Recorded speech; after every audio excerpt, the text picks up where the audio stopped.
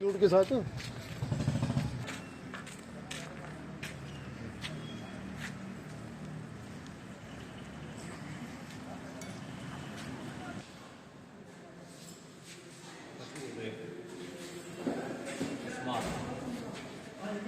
अस्मात्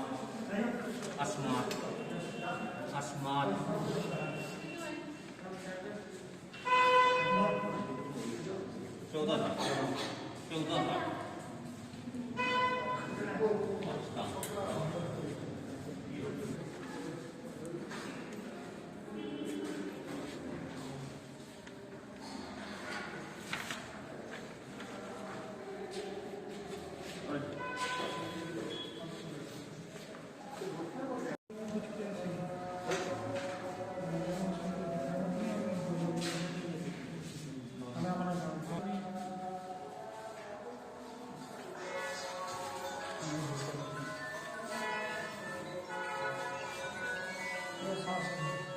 सांस लो जोर से।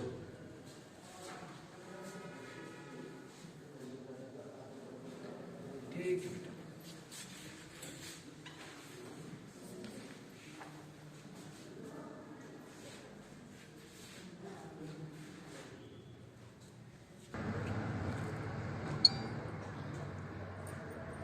एक रसोई बंद बुला लेना, रुको रुको। चल जाओ। यूट पे चलो सर, रहने दो। हाँ इसको मेडिकल करने ले जाना है अभी तो। उन्हें कड़ी में जाना ना।